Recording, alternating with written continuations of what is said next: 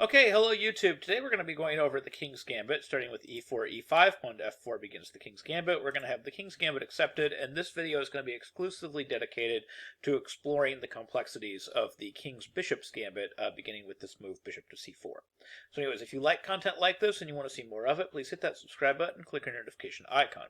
So, why would somebody play bishop c4? Why are we choosing the King's Bishops Gambit as opposed to the King's Knight's Gambit beginning with knight to f3?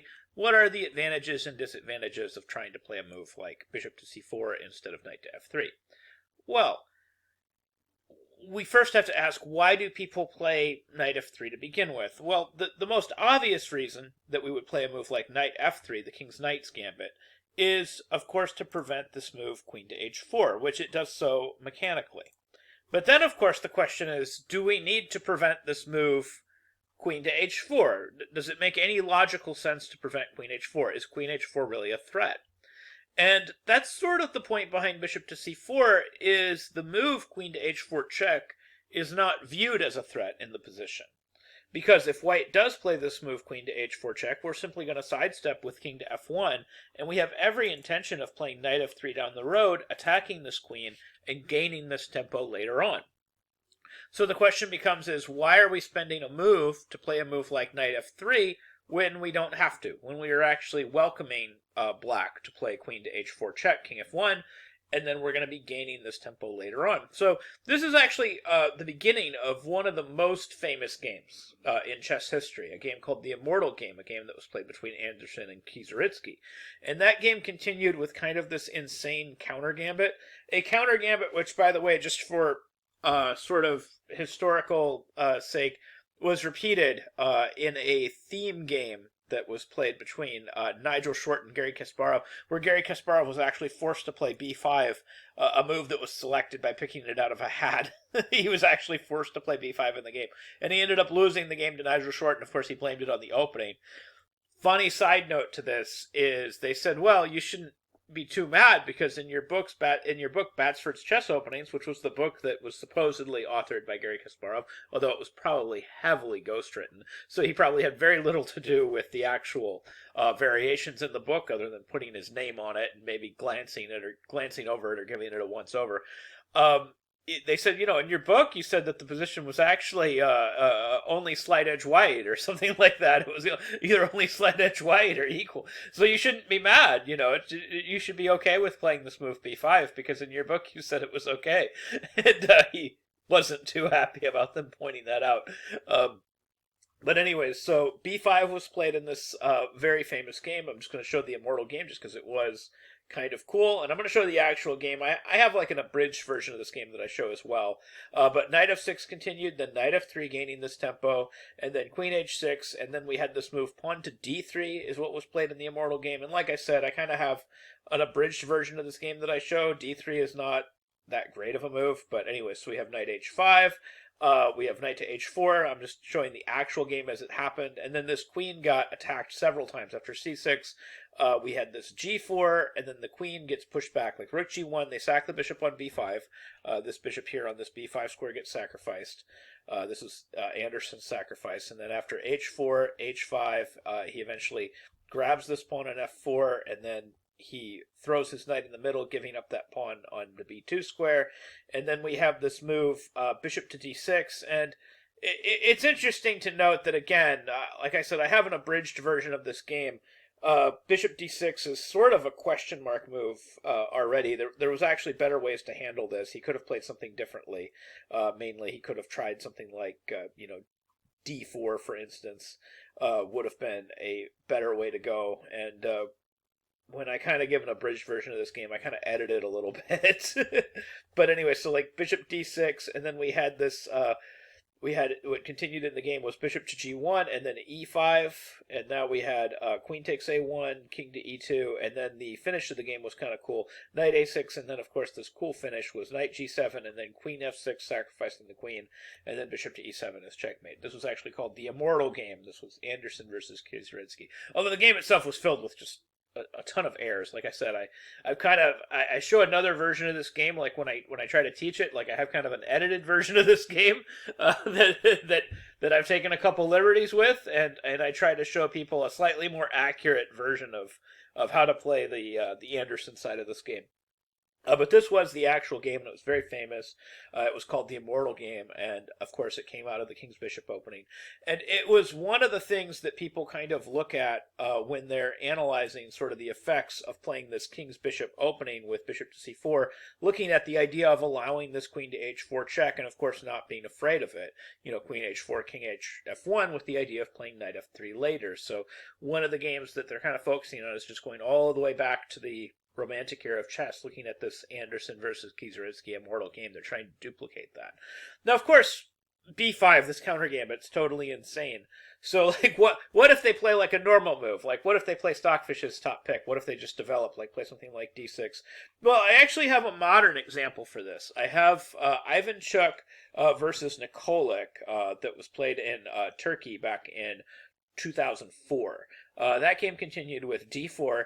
And what's interesting is he doesn't immediately play knight f3. He omits it at first. So he wants to play knight f3, and he wants to make it awkward. When he does play knight f3, he wants to make it awkward for black to defend the pawn on f4. So he's trying to get black to commit to some sort of very serious defense of f4, like maybe commit to a wholehearted, g5 or something like that by playing d4. So d4 actually makes a lot of sense. And this is kind of one of the ideas behind omitting knight f3, is you might want to build pressure on this f4 pawn. You might want to bring that knight to e2 later. So it's not just omitting knight f3 for the sake of, hey, I'm going to play knight f3 later and I'm going to gain this tempo.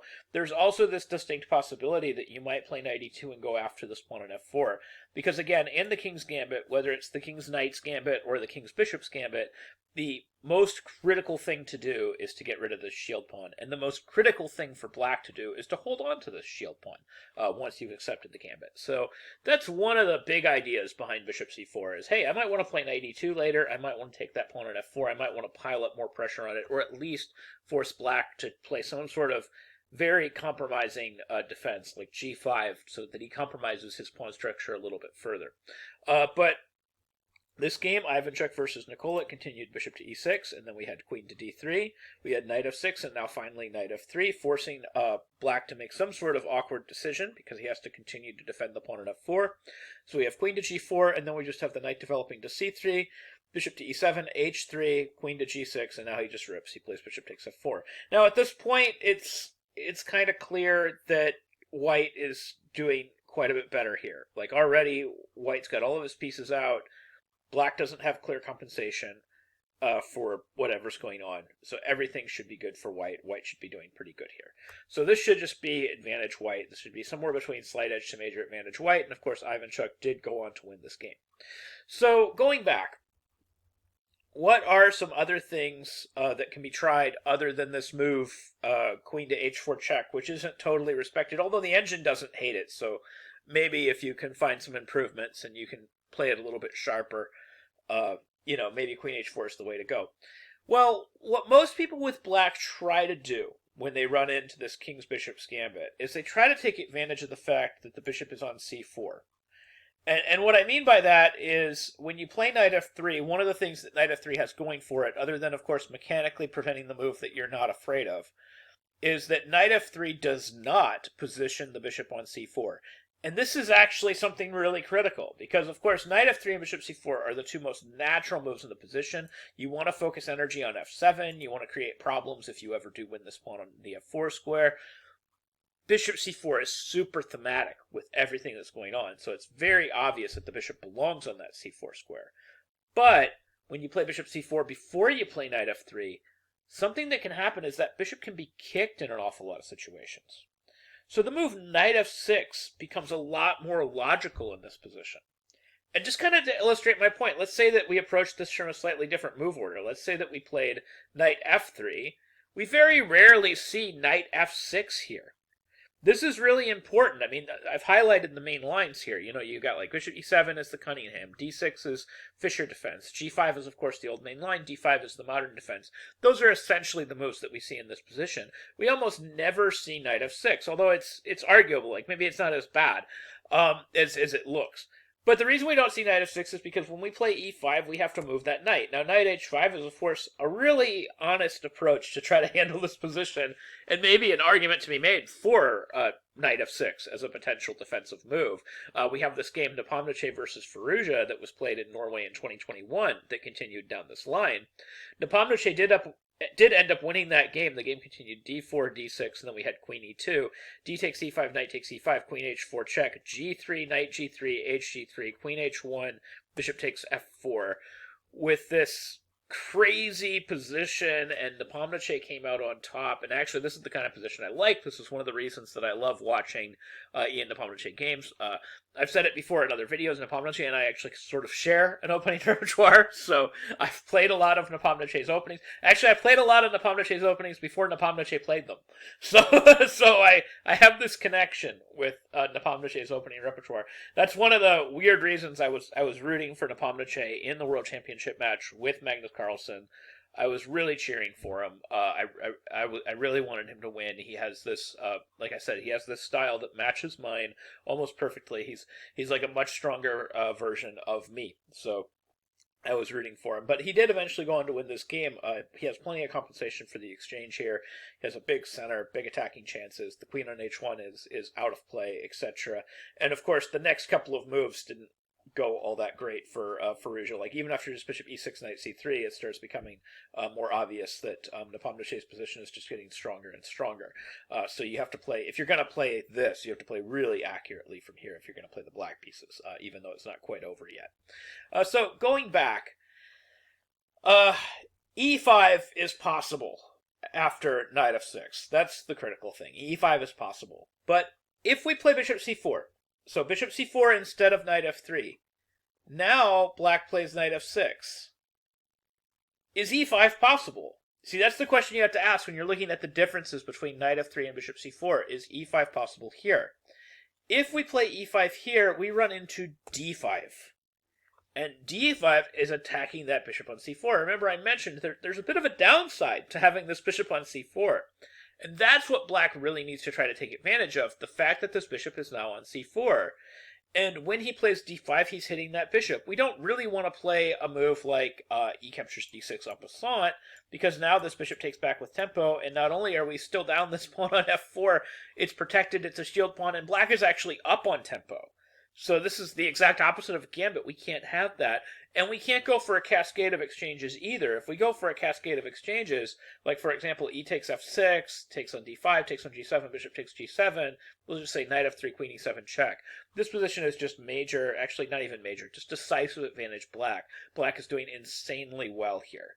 White doesn't have enough development or enough control of the center to speak of. Black actually has the bishop pair in this position.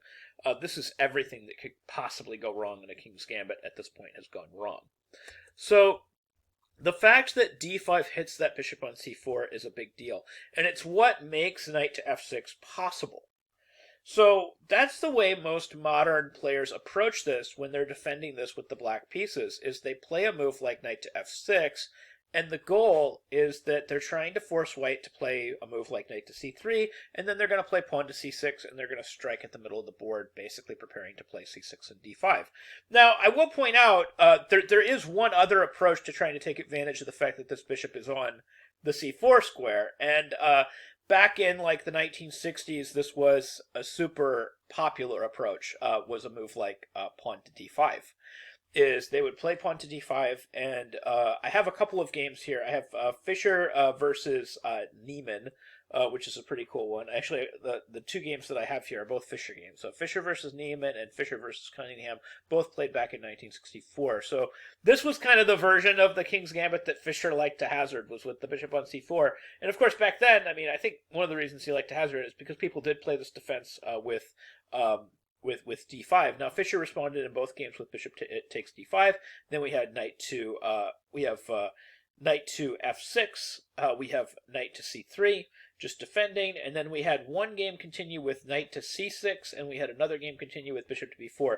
Now between the two, the game that Fischer played that was the cleanest, that had the fewest number of errors, were when he played against bishop b4. So I'm just going to show that one. That game continued knight to f3. Castles, bishop c3, dc3, and already Fischer should have some sort of a big advantage here with white. And then we had c6, bishop to c4, queen b6 check, king h1, knight takes e4, queen e1, rook to e8, bishop takes f4, knight to d6, bishop d6, sacrificing his queen. Rook takes queen, but now of course he's attacking the black king with everything, and there is no defending the black king position. Bishop to d7, knight g5, every single one of Fischer's pieces is attacking. It is gorgeous. We have knight a6, rook takes f7, and of course black resigned. He's getting, well, there's a threat of double checkmate, which is kind of cool. So, it's hard to even block that, let alone all the other threats in the position. So that was Fischer versus Niemann, played back in 1964, or Nyman, I'm not sure how to pronounce the name, and Y-M-A-N, played back in 1964. So anyway, so going back, basically all of these defenses are focusing on the idea of taking advantage of the fact that the bishop is on c4. Another interesting note is when you play knight f3, you can run into the defense of g5. But against bishop to c4, g5 is a little questionable because now when you play g5, you play pawn to h4, and there is no pawn to g5 kicking that knight. You can't just move the pawn from g5 to g4 and kick a knight on f3 because there is no knight on f3 to kick. So this makes life incredibly awkward for black. Like, how do you even proceed from here is a very open question. And needless to say, pretty much all the positions after pawn to g5, pawn to h4 should just be advantage white.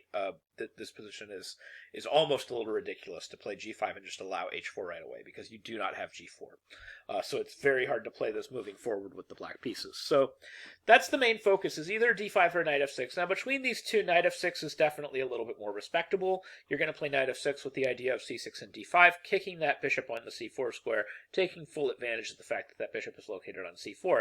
Meanwhile, white is just going to continue to develop. He's going to play something like knight to c3, and then we're going to have pawn to c6, then we're going to have d4, d5, e takes d5, c takes d5, bishop to b3. Now, the main game that I'm actually following here is Nigel Short versus Garry Kasparov, played back in 2011.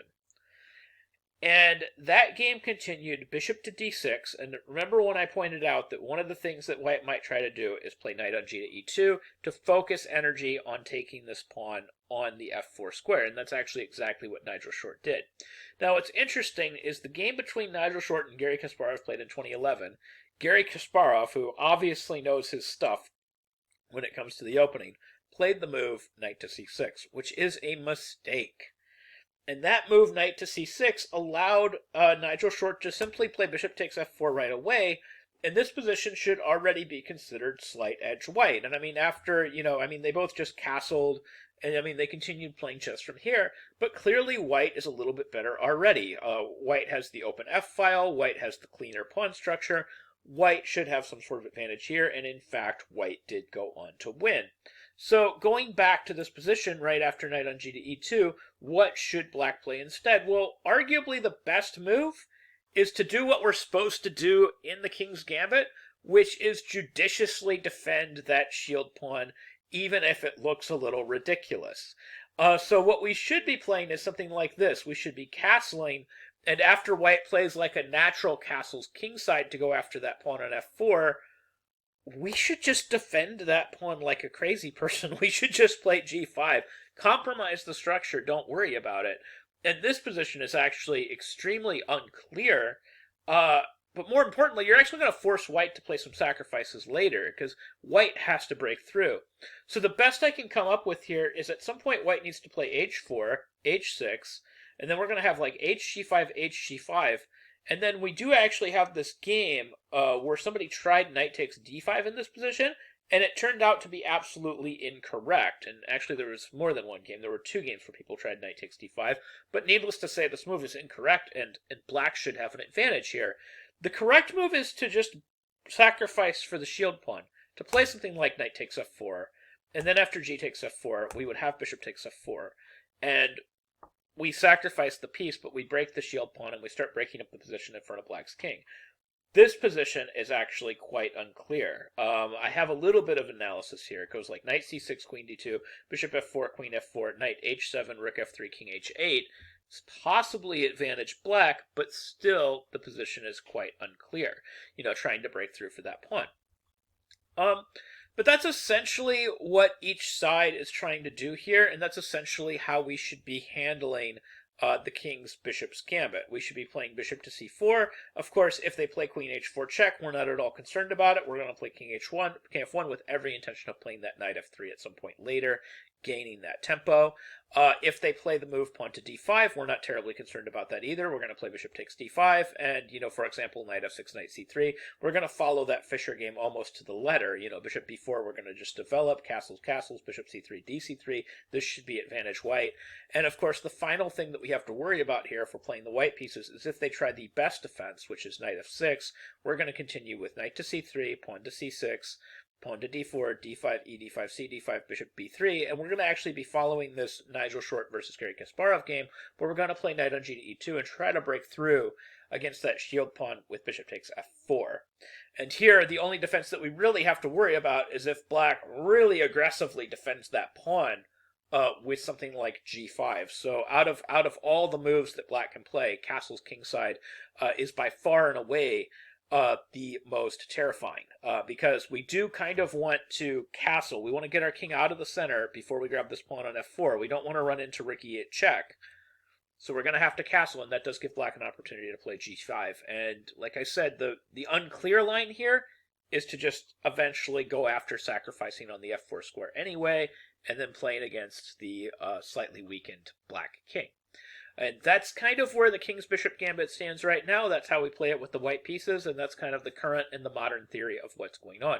Anyways, I hope you found this video useful. I hope you learned something new about chess, and I hope you can use some of these ideas in your own games. Thank you very much for watching.